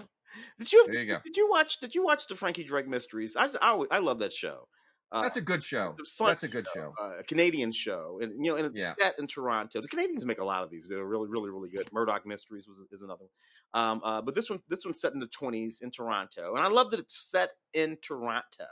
And Canadian things and Canadian issues, and Canadian politics, and it's just she's a detective, she's a subtle Sherlock, and she has this a partner who's this young black woman, which is actually makes sense in the context of a Canadian show set in the 20s because it was a much more egalitarian society there, and the telephone is like a brand new thing, and it's all very Canada centric, yet in the background things that are going on in America are always sort of floating. They're always mentioning, True. The Americans, yeah. say something. All right, and it's just sort of so neat the way they do that, and in a way that we don't do it in the sort of equivalent programs. Anyway, the Frankie Drake Mysteries, a lot of fun. Thoroughly enjoy that. This would be season 3. Season 3, yeah. And then we've also got Burt Sugarman's The Soul of Midnight Special. That's 5 DVD set. if you don't know what the Midnight Special was, boy, you were deprived. You missed it. Midnight Special was just the greatest thing in the 1970s. I mean, we grew up on it, and the people that would perform there, it was something to watch. You know, late at night. I remember it would come on Friday nights, Friday or Saturday. It was Friday night. Friday nights. Yeah. I'd sit there and it was just the greatest thing. It was the greatest way to wrap out a week, after school or whatever. It was just great music, great live music. It was a really, really fun way to wrap out the week. And this is the way that he would put together those shows, because I mean, rock and soul and R&B. It was great. This is the soul love. So you get Brown. So these are the soul performances from it, and you get James Brown obviously, and Gladys Knight and the Pips obviously, but also Curtis Mayfield, and Sly and the Family Stone, and Al Green, Barry White. You know, I mean, it's a joy to see some of these people perform, because you hear that every band that I was in from the time that I was 8 years old until I was 17 was basically a band pretending to be the Ohio Players. These brothers out of Sugarfoot and all those guys, Sly and the Family Stone, the Spinners. It's fantastic stuff, man. It's really good. And the thing is, we all hear this music on a regular basis on the radio or on your mix or whatever, but a lot of these acts were first and foremost performers, not just great musicians, not just great composers and songwriters, but performers. You don't get them unless you get them on stage. And I got to say that about Barry White too. I met Barry White once when he came through when I worked at Air France as a passenger service agent, a million years ago. And he came through on his way to the Nice Jazz Festival with, his entire crew and band and like 800 pieces of luggage and instruments. And that was a big man. Barry, I mean, not like fat, but like Barry White was like 6'5". Yeah, he was like 6'5". He was an enormous. I mean, he was like, he dominated the room.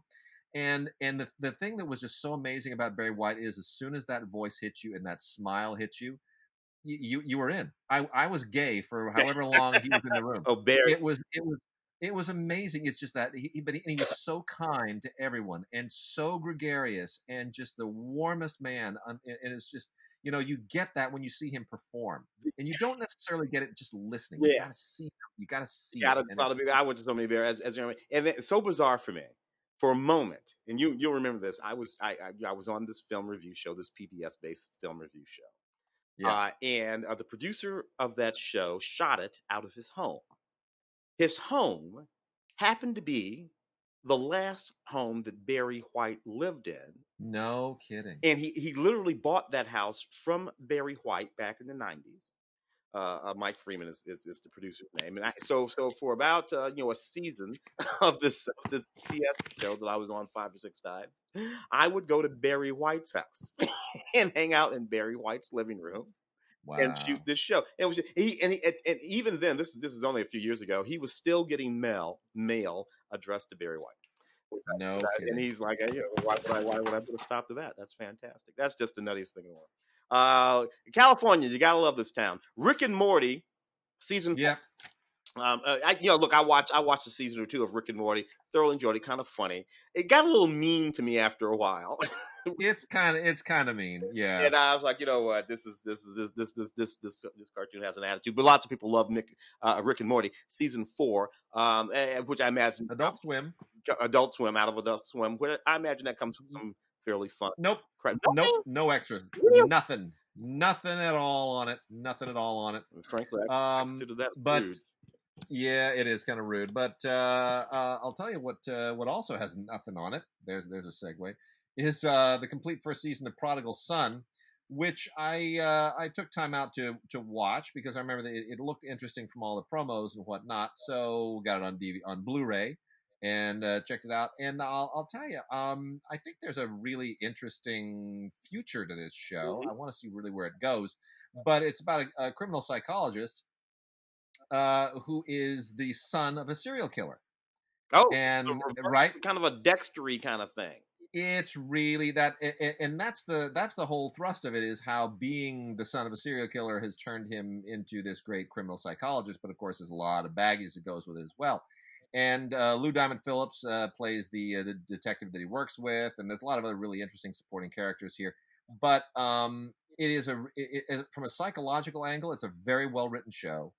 And it opens up a lot of really interesting questions that I think future seasons should be able to answer very, very compellingly. The writers have set themselves up with a wonderful canvas, and I think there's a lot to do with this show. It's kind of still it's still in its man, I cannot I'm talk not. today. Well, I do It that all the time. it's So I'm not. formative stages. But first season of Prodigal Son is very, very promising. Let's do like two more, and then we'll wrap it into the Lee René interview. Okay, the Good Fight, which I know a lot of people really really love. I didn't follow that one out of The Good Wife. I probably should have followed it out of The Good Wife. You know, I did not realize Michelle King, Robert King, creators of that show. Phil Alden Robinson is one of the creators of The Good Fight. Yeah, I did not yeah, know that. I don't know why I didn't know that, but it just never. Anyway, Christine Baranski. Delroy Lindo. I'm told it's a very, very good, sharp series, particularly apropos, post the sort of Me Too movement, and did a lot of the commentary. We're looking at season 5. What are we looking at? Season four. This is season 4 of the Fight.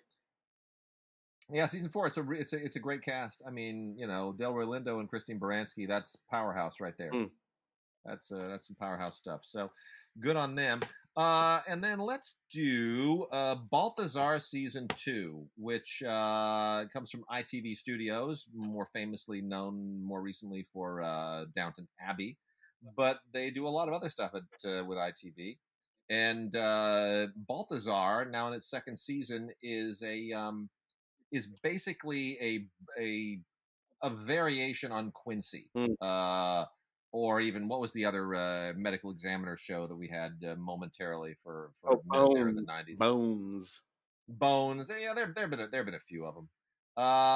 Anyway, I mean, you always can do a lot with these things. There's always something a little bit gruesome and morbid about the whole subject of being a medical examiner, even though if you talk to them, it's a really clinical job and it's not very exciting, and it's very scientific. It's just it's not a lot of intrigue, but television has to make everything intriguing. So in this case, they really do what you could only do on a European show. And the backdrop for the show is, of course, is Parisian. It's a French series produced by ITV. So because it is French, because it's set in Paris, you wind up having a lot of sort of the residue of the Middle Ages always kind of creeps in, right? Yeah. Because who knows what's buried around Paris. Who knows what's going to be lying around from hundreds and hundreds of years ago? Yeah. So you mix a little bit of the ugliness of the Middle Ages with the ugliness of the modern ages, and you find where they intersect, and you wind up with a pretty sharp show. Now in its second season, Balthazar, and of course it's he has to be very, very sexy. And he is, but it's I want to see where it goes further. What was the other one you were thinking? There was Harrow, which was the British one, with that guy, and you mentioned Quincy.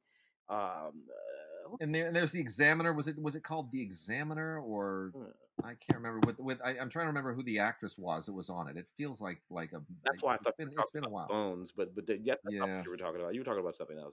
I'm talking about something else. Yeah. Talking about something else. Yeah. Anyway. Gosh, we'll have to look for it. Gods at DigiGods.com. Gods at CineGods.com. Email us. And check us out at the Facebook page. And now we're going to go into our interview with Lee René, author of Mitzi of the Ritz, and terrific, beautifully written novel, really well researched. And we will dovetail right into that right now. Our interview with Lee René.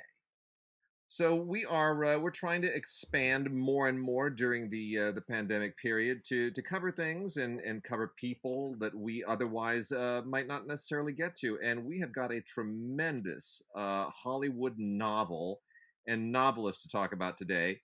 The book is Mitzi of the Ritz, written by Lee René, who joins us right now. This is not a lot of people go out and write novels about old Hollywood, and Lee René deserves all the credit in the world. This is a beautifully researched, very, very compelling novel that takes place right around the transition period of silent films and sound, and it's just a wonderful backdrop for these incredibly colorful characters. Tim, thanks for being with us here, and a big welcome to Lee René. Well, thank you for having me. I really appreciate this. Well, it's a So, perfectly fantastic book. I really, really love it. I love your lead character, your young heroine. Uh, when the book begins, she's in New York. She's a member of this sort of Jewish family, and someone has just passed, but she's looking to get the hell out of town. Tell us where you came up with this wonderful story that puts this heroine right smack dab in Hollywood. Well, it was interesting because I actually met Mitzi. She's passed away, but she had, at the age of 14, had gone to a very prestigious college in New York. She was head of her class. Um, and then later on, she wanted to be a singer, but her father didn't want her to. But later on, because of the depression, she started singing on the radio. A lot of people we wouldn't think uh, of had to started their careers in the during the depression because they needed jobs, and they started show business careers. So she told me all these stories, and then I just incorporated them into the book, and it was a lot of fun. Her name was Ethel Boot. She was extremely progressive in her politics, very Jewish, and she told me all kind of stories of growing up in New York, being a child prodigy, and then also a singer. So that was how interesting. how much of the story is kind of percentage wise fact and fiction, or is it just kind of too hard to sort of separate at this point? Because you do such a wonderful job. Nobody would ever imagine that there's even a bit of fiction in this, and yet you really kind of bring it all together in a very fluid and elegant way.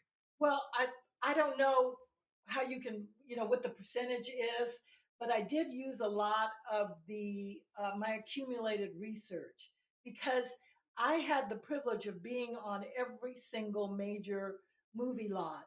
I even went to the Columbia lot before it was torn down. So I saw all of them. I also knew old movie people. As a child, I grew up around a woman who had played maid roles during in Hollywood, and she had gone blind because of Klieg light, which afflicted a lot of people. You know, the Klieg lighting that they use. Mm-hmm. Sometimes it would blind people, and there was nothing to protect her. So she told us stories when I was a little girl of working in all these movies, and just my interest in movies of the early 30s because it was an interesting time in Hollywood because the inception of sound hit the same year as the Great Depression. Mm. And thousands of theaters around the country closed because they didn't have the money to wire for sound. So people, only the big studios that owned their own theaters were able to continue. And so I wanted to talk about that. That it was a business. It really was a business, and I wanted to bring that out and just talk about what it must have been like in during the Depression to go to these big theaters downtown, which I've seen all of them because when I grew up in Los Angeles, they were all working theaters, All up and down Broadway, all of them. the facades of which are still there. If Yeah, Yeah. you live in Los Angeles, very often now they're anything from flea markets to jewelry shops. But yeah. those facades are all there. One or two, the Orpheum, I think, has been brought back. You guys are both Los Angeles Hollywood natives. I'm from the middle of the country, St. Louis, and in your book, you do this section that I particularly adore when Mitzi and her sister travel from New York to Los Angeles on a train.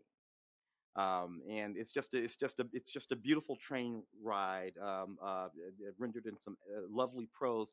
Talk about that train trip that you put them on across the country. These two young women. Well, I did a lot of research with that. You couldn't go directly across the country um, by train in the 20s and 30s. You had to switch in Chicago, and they had just built this big train depot in Chicago, and they get onto the train.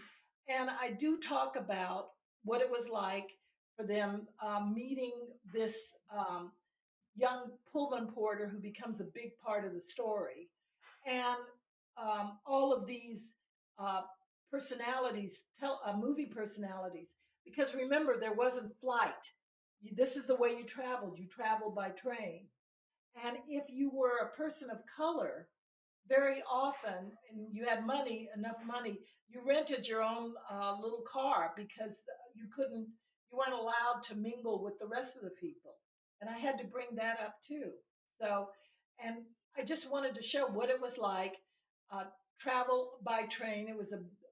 Must have been fabulous if you had enough money. And so it was a lot of fun writing that because I had to get all these stories from Pullman porters.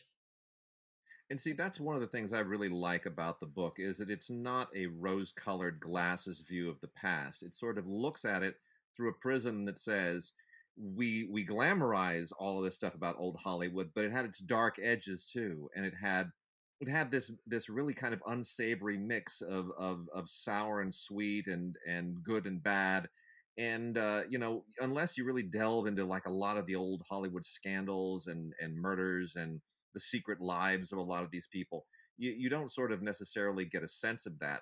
Talk for a bit about how extensively you went to research these characters, and are any of the fictional characters based on anyone else in particular? Are there any famous people that are kind of hiding in the shadows? Yeah, well, there is a black character, Buster Sweet, who is based on an actor named Willie Best, Oh, who, Willie.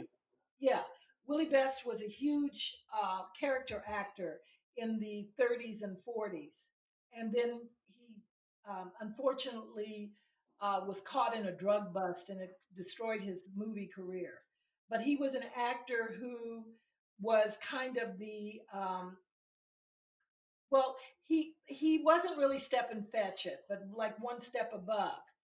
I combined him with another actual character, Sunshine Sammy Morrison, who had started off as a child actor. He'd worked for Hal Roach and he worked with Snub Pollard and he did all these silent films. As a teenager, he did a little work. And then after World War II, he went into doing something else because he wasn't interested in acting. But he was actually considered the first movie star, black movie star, because as a child, everybody liked him. They loved Sunshine Sammy.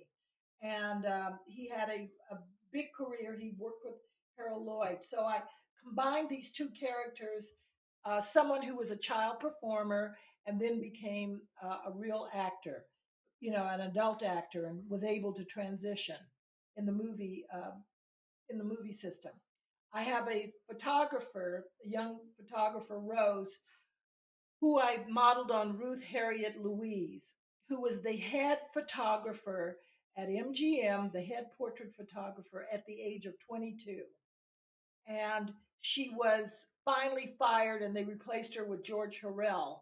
And she was still in her 20s when that happened, but now Wow. she's considered his equal. These are people you don't know about, but people who know movies know about her. She was Greenberg. Her actual name. She was Jewish. No, I'm sorry, Goldstein. Her brother was Mark Sandridge, who did all the RKO all the RKO No credits kidding. there. Mark Sandridge was really Mark Goldstein, and he was No Harriet kidding. Louise's brother. And so it was interesting reading about her. By the way, just throwing this out, Ruth Harriet Louise was the first woman to do a glamour photograph of a black um, artist. So she was just ahead of her time. But she found Wow. herself out of a job in the late 20s, the late 30s. So it was just too bad. But I wanted to use those characters. I also have a character model after Ida Kuverman, who was a she worked at MGM. She was the right hand person to Louis B. Mayer, and I used her as a model for one of the characters. So And then the other characters, David Stein, who's the romantic interest in it. I used Irving Thalberg, although Irving Thalberg was different, different character. But I had a lot of fun, writing David Stein because I wanted to show a strong, handsome young Jewish man who is also a businessman and who realized that in order to really be successful in Hollywood as a businessman, if you worked at a studio, the studio had to own theaters. So I created a man who came from a family of theater owners who did a deal with a small studio and then made that studio a bigger studio. That's great. So Yeah. it's all so interesting. I have so many questions about so many things. There's a lot of music in the novel. It's lyrically written, but there's a whole lot of music in the background. The wonderful clubs and jazz. Talk a bit Oh about yeah. how music and the music performers informed the time and what it is that's happening in your narrative. Well, it And was the clubs too. Oh, yeah, those clubs. Some of which, Yeah. so many of which are gone. yeah, they're all gone. But the issue was there was a town called Sherman, and it was unincorporated, so they didn't use the LAPD. It became West Hollywood, and it was loaded with casinos and illegal gambling and nightclubs. And because of the fact it was unincorporated and didn't use the LAPD, they could do this stuff with impunity. They could do whatever they want. So I put most of the action in West Hollywood, which had been Sherman. And we forget West Hollywood was loaded at that time with small movie studios. They were all over West Hollywood. So many of them all of them have gone under, except, Well, the remnants of Warner Brothers, that Formosa lot over yes, there is still there, yeah, where the Formosa Cafe and whatnot yeah, was. Yeah. yeah. And so I just used what I knew, like the Chateau Marmont was originally started as an apartment, and no one could afford to live there, so they made it into a hotel in 1931. So I used that as one of the characters in West Hollywood. Um, it must have been very beautiful from what I've read. West Hollywood was very beautiful, very quiet, and except at night, then people went bananas. But it was very interesting to do that research. And the other thing that I wanted to ask you, I know that your character, the person that your lead character is based on, is a woman of Jewish descent, and thus Mitzi is Jewish. But of course, the Jewish people were prominent in positions of power all over Hollywood. Yet there was still this thing of where sometimes they tried to pass, they tried to hide the Oh fact yeah, that they they were would Jewish. say, Talk a little bit about that weird sort of dichotomy. The bosses are Jews, but the actors are pretending not to be. yeah. Well, I mean, the fact that Ruth Harriet Louise and Mark Sandridge had to give up their actual names were part of it. I used a number of Jewish performers who kept Jewish in their private lives, but we didn't really know them as Jews. Probably the most famous one was Sylvia Sidney, who was a young actress at that time, very beautiful. They didn't talk about her Jewish roots. I think she changed her name. And there were a number of people who had Jewish names, like Ricardo Cortez, who was a big star at that time. Mm. His name was uh, they called him Ricardo Cortez, but his name was something Jacob Muntz or something like that. I can't remember. It just was a reality. There was a great deal of anti-Semitism, and Jewish. The big owners of the studios, with one exception, were all Jewish. Fox, Daryl Zanuck was not Jewish. He was the only one at that time, and they were aware of the a lot of anti-Jewish sentiment in the United States. Many of them converted, not all of them, but some converted. They lived relatively secular lives. And so that was an interesting character. Interesting to look at. I'm sorry, interesting character. Interesting to look at. I used Harry Cohn as one of the characters. And I also I met a lady who died. Her name was Edith Fellows. She was in the original Pennies from Heaven. She was a child Yeah. partner. She she was just a gracious lady, and she told me all kind of stories about working in Colombia, what it was like for a child performer there. It was just fascinating that the minute you reached puberty, you were didn't have a job. She had lovely things to say about Harry Cohn, who's normally considered the son Wow. bitch of all time. Yeah. Yeah, that you don't hear good stories about Harry Cohn too often. No, but she just adored him. There were a few people who really adored him. Maureen O'Hara liked him, and a few other actresses really liked him. But she said he protected her against um, from her grandmother, who took all her money. Hmm. And we forget, even though there was a Coogan law that still didn't um, protect all of their assets. So Harry Cohn took her mother aside and said, I could easily make sure that she doesn't work at all. And I can't do anything now because you are her mother.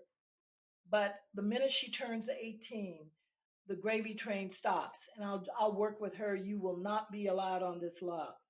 And she said he saved her life. Mm. So Wow. that was her belief.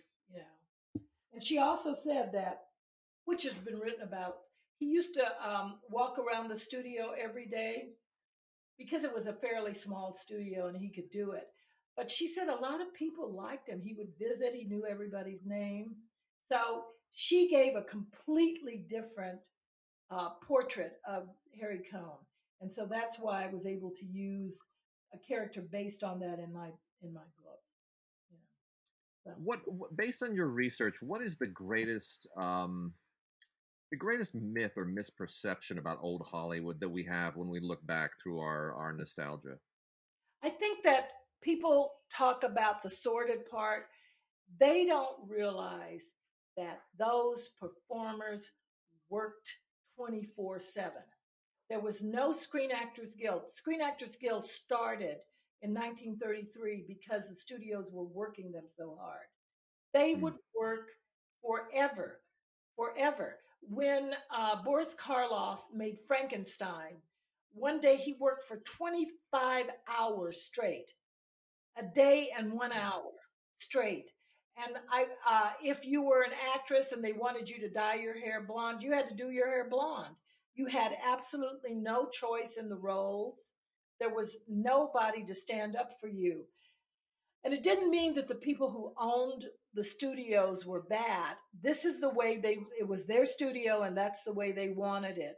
And so I would say there was, there were uprisings in the studio system. People really, if you were with a big studio, they really loved it, but they also were aware the studio could get rid of you at any time, which is another reality. Mm. If you didn't behave, the studio, was tootsie goodbye, quite literally. And Wow. I, wanted to put that in there, and just the reality of what it was like, specifically during the Depression, when people were starving to death, not starving to death, but starving. And it was the only thing that they had. There was no television, there were no computers, there were no computer gaming. Going to the movies, it was either the movies or the radio, and that was it.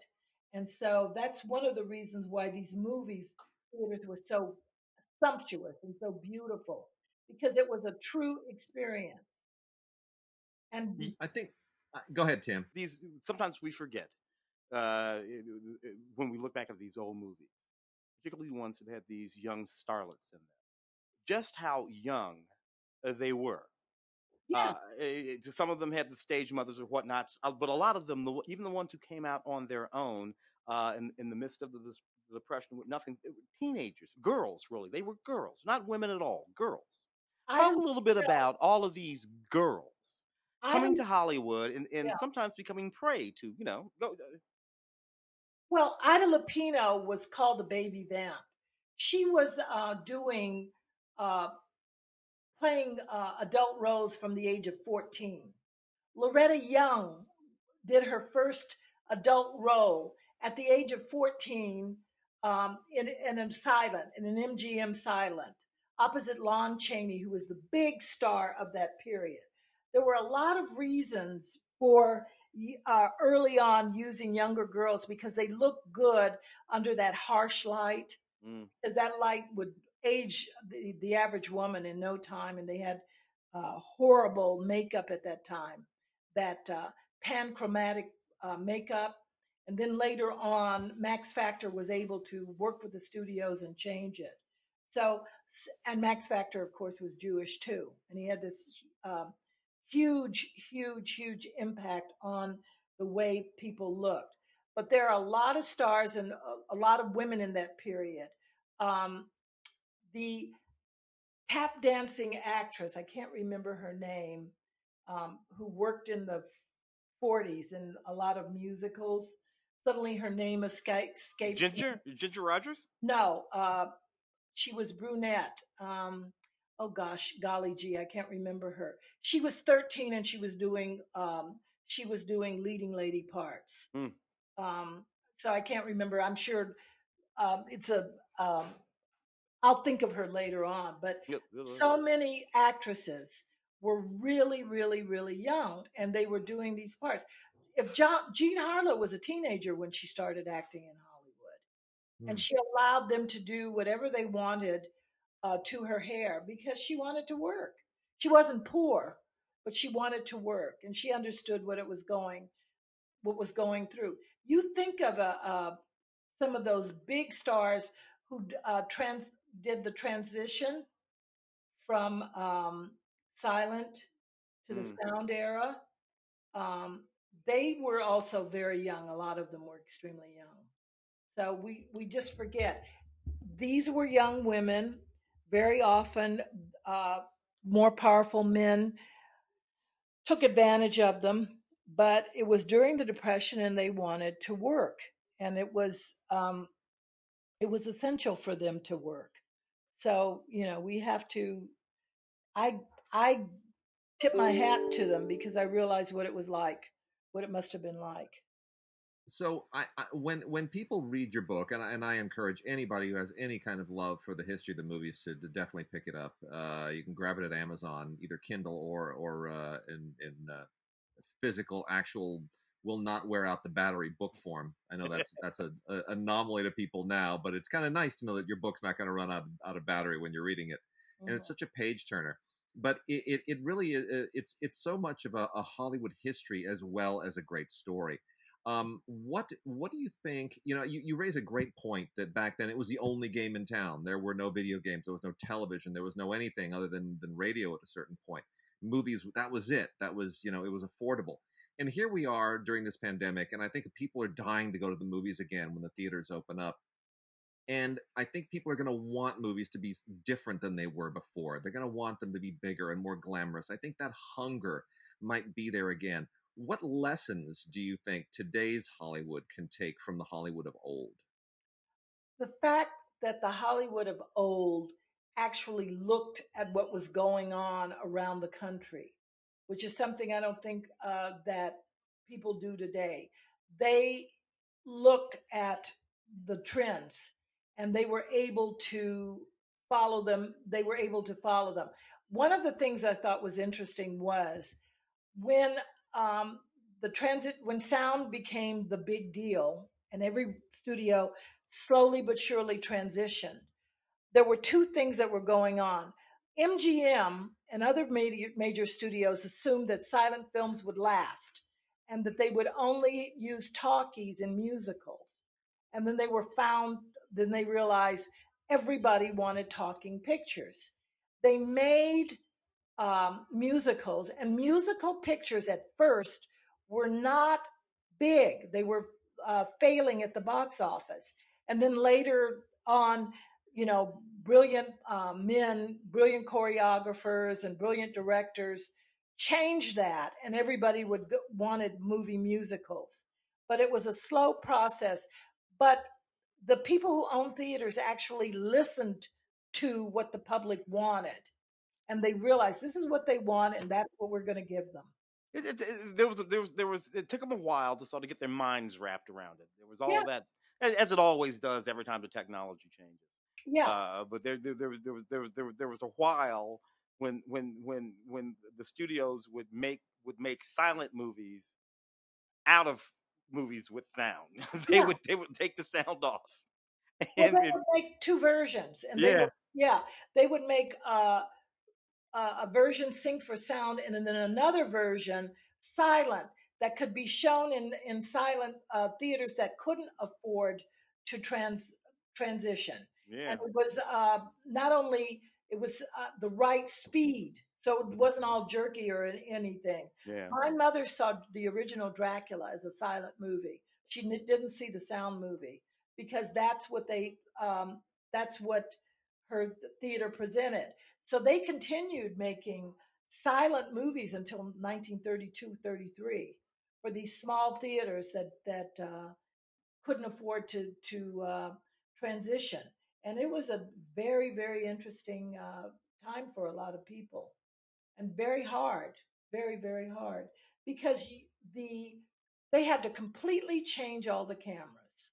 So the cameras were much larger, Mm, louder, but mm, they couldn't be allowed to. You couldn't hear the roar of the camera over when you were filming. So they had to work on that, and then they had to figure out this and that. And for a while, sound technicians were ruling the roost. They were the ones who would come on to a set, watch something, and if they didn't like the sound, they were the ones who would you know, stop filming, not the director. It was a real mess for a while until they finally worked it out.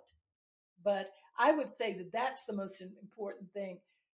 But they kept working until they figured it out. And then during the Depression, people had a place to go. They'd go to if you were in a big city, big movie houses, and you could see something for 25 cents, and it would just absolutely make your make your day. And people would go to the movies sometimes 3 times a week.